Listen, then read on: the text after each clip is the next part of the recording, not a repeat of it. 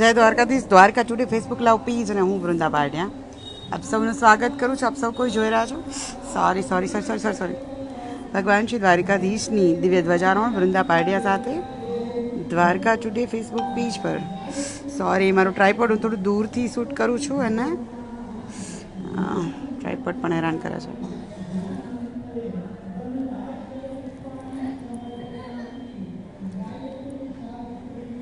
તો આપ સૌનું સ્વાગત છે. ઇન્દ્રજીતસિંહ સોલંકી, જય દ્વારકાધીશ. ભાવેશ આહિર, જય દ્વારકાધીશ. જય દ્વારકાધીશ. નિમેશ ચૌહાણ વડોદરાથી, રાજેશ બલસારા, જય દ્વારકાધીશ. આપ સૌનું સ્વાગત છે. આપ સૌ કોઈનો દિવસ શુભ હોય, મંગલમય હોય. આજની આ ધ્વજારોહણ દિવ્યેશભાઈ ચંદ્રકાંતભાઈ મોદી દ્વારા આજની આ ધ્વજારોહણ જે છે થઈ રહ્યું છે. આપ સૌનું સ્વાગત છે.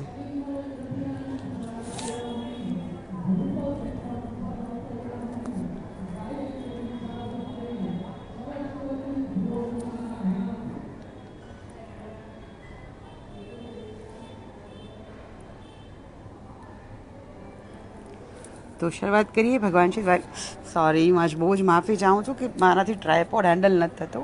હું જ્યાં છું ત્યાં મને ઊભવાની માંડ જગ્યા છે અને sorry for this view, I am so sorry.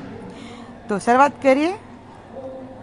આજથી આપણે નવી શરૂઆત કરવાની છે. 4 અધ્યાય અત્યાર સુધી આપણે જે છે પૂરા કરી લીધા છે. 5મા અધ્યાય પર પહોંચ્યા છીએ અને 5મા અધ્યાયનો શરૂઆત થાય છે અર્જુનના પ્રશ્નથી. ગીતાના અધ્યાયની અંદર કેટલાક અધ્યાય એવા છે કે જેમાં જે છે કે જેમાં અર્જુનના પ્રશ્નથી શરૂઆત થતી હોય. સંન્યાસમ કર્મણામ કૃષ્ણ પુનર્યોગ ચ શંસસી યચ્છેયમ યે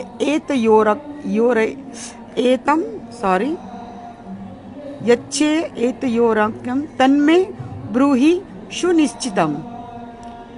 અર્જુન કહે છે કે હે કૃષ્ણ, એકવાર સંન્યાસ તો બીજી વાર કર્મયોગ, હવે શું ઉત્તમ છે એ મને કહો. બેમાંથી ખરેખર શ્રેયવાળું શું છે, શું શ્રેયકર છે, જે કરવાથી શ્રેય મળે અથવા તો આપણું કલ્યાણ થાય એવું શું છે, વધારે પ્રશસ્ત શું છે એ મને કહો. પહેલો અધ્યાય જેમાં અર્જુનને હતાશ થાય છે કે મારે લડવું જ નથી. જો મને ત્રિલોક્યનું સામ્રાજ્ય મળે ને તો પણ હું ન લડું.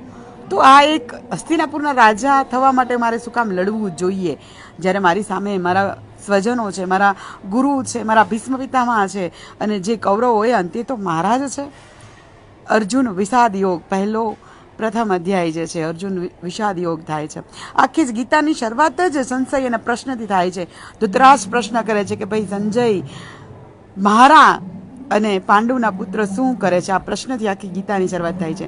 જેમાં પહેલા અધ્યાયમાં અર્જુનને વિષાદ યોગ, અર્જુનને વિષાદ થાય છે. બીજામાં ભગવાન એ વિષાદને દૂર કરવા માટે, સમજાવવા માટે કહે છે કે તારી સામે ઉભેલા તો બધા માણસો છે, શરીરો છે, માત્ર દેહધારીઓ છે, પણ એની અંદર રહેલા આત્માને તું કંઈ નહીં કરી શકે. એ તારાથી નહીં મરે. એ તો બધાનો જીવાત્મા અમર છે. એ ભગવાન એને સમજાવે છે, આત્મજ્ઞાન આપે છે, આત્માની વાત કરે છે, સાંખ્ય યોગ. ત્યાર પછી ભગવાન ત્રીજા યોગની અંદર કર્મને સમજાવે છે કે કર્મ શું છે, કર્મ માટે જ્ઞાન જરૂરી છે. ચોથા અધ્યાયમાં ફરીથી અર્જુનને સંશય થાય છે કે ભાઈ જ્ઞાન મહત્વનું કે કર્મ મહત્વનું, જ્ઞાન શું છે, કર્મ શું છે. ચોથા અધ્યાયમાં ભગવાન જ્ઞાન સંન્યાસ યોગ, જ્ઞાન કર્મ સંન્યાસ યોગ એટલે ભગવાન સમજાવે છે જ્ઞાનનું મહત્વ. અને હવે ભગવાન આવ્યા છે. જ્ઞાન તો અગ્નિ જેવો છે, જેમ અગ્નિ કાષ્ટને બાળી નાખે ને એવી જ રીતે જ્ઞાન તમારી અંદર રહેલા વિકારોને, તમારી અંદર રહેલા પ્રશ્નોને અને તમારી અંદર જે પાપ કરવા માટેની વૃત્તિ છે ને એને જ બાળીને ભસ્મ કરી નાખે છે. તો જ્ઞાન બહુ જરૂરી છે. અર્જુન જ્ઞાનનું મહત્વ સમજાવે છે કે તું કોઈ પરમ તત્વજ્ઞાની હોય, સંત હોય, એની પાસેથી પરિપાતેન પરિપ્રશ્નેન અને શ્રદ્ધા, તું તારામાં અંદર શ્રદ્ધા રાખ.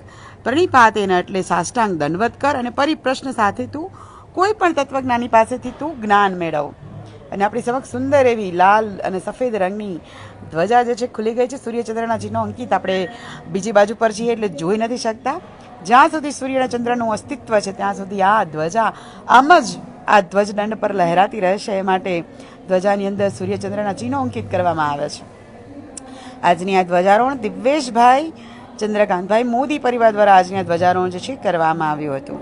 તો હું વાત કરી રહી હતી કે જ્ઞાન વિશે સમજાવે છે કે જ્ઞાન બહુ જરૂરી છે અર્જુન, અને તું કોઈ જ્ઞાની પુરુષ પાસેથી જ્ઞાન મેળવીને તું સંશય બધા છોડીને તું સ્થિત પ્રજ્ઞ થવા માટે પ્રયત્ન કર. તું સ્થિત પ્રજ્ઞ થા, ઊભો થા, જે ચોથા અધ્યાયમાં છેલ્લા શ્લોકમાં આપણે જોયું. અને આજે 5મા શ્લોકમાં અર્જુને ફરીથી પ્રશ્ન કર્યો કે ભગવાન, ક્યારેક તો તમે સંન્યાસનું કહો છો, જ્ઞાન લે, સ્થિત પ્રજ્ઞ થઈ જા, અને ક્યારેક તમે કર્મનું કહો છો, પણ બેમાંથી વધારે શું મહત્વનું છે એ તમે મને કેમ નથી કહેતા? મારા માટે શું શ્રેયકર છે? ભગવાને ચોથા અધ્યાયમાં આમ તો હિન્ટ આપી દીધી હતી કે સંશય ન કર અર્જુન. સંશય અધ્યાત્મ જીવનમાં ન હોવો જોઈએ. આપણે ઘણા બધા પ્રશ્નો હોય, વિચાર કરો, સૌથી મોટો પ્રશ્ન આપણે ખુદ જ છીએ. આપણો જન્મ જ સૌથી મોટો પ્રશ્ન છે. બે વ્યક્તિ વગર આપણે આવી જ નથી શકતા. જ્યાં સુધી બે વ્યક્તિનું મિલન નથી થતું, બે વ્યક્તિની વસ્તુઓ ભેગી નથી થતી, ત્યાં સુધી આપણું અસ્તિત્વ નથી. અને જ્યારે મરશું ત્યારે પણ આપણે 4 વ્યક્તિઓ જોશે. 4 વ્યક્તિઓ વગર આપણે અહીંથી જઈ નહીં શકીએ. તો ભગવાન કેટલાક અચરજો આપણને આપણી માટે મૂકી દીધા છે, અને એ જો ન સમજાય ને તો જ સારું છે. આપણે હંમેશા એવું આમ સમથિંગ, હું કંઈક છું એ હંમેશા વિચારીએ છીએ, પણ આપણે કાંઈ જ નથી. ભગવાન બહુ મોટો જન્મ અને મરણનું આપણા પાસે પ્રશ્ન મૂક્યો છે કે નથી તું તારાથી જન્મ લેવાનો, નથી તું તારાથી મૃત્યુ થઈ શકવાનું, તો પછી તું બધું જ છો અને તું જ કરતા છો. કર્મ કરીએ છીએ છતાં પણ આપણે કરતા નથી. આ વાતને બહુ ખૂબી અને આ વાતને ઉદાહરણો સાથે અને આ વાતને વિસ્તાર સાથે હવે ભગવાન 5મા અધ્યાયના સમજાવશે કે ખરેખર આપણે કર્મ કરીએ છીએ, નથી કરતા, ક્યાં કર્મ કરવા જોઈએ, ક્યાં ન કરવા જોઈએ. આપણે કરતા ભાવથી હું કરું છું એ જ અજ્ઞાનતા, સકલનો ભાર, જેમ શ્વાન તાણે કે ને આપણે એ બધું હું કરું છે.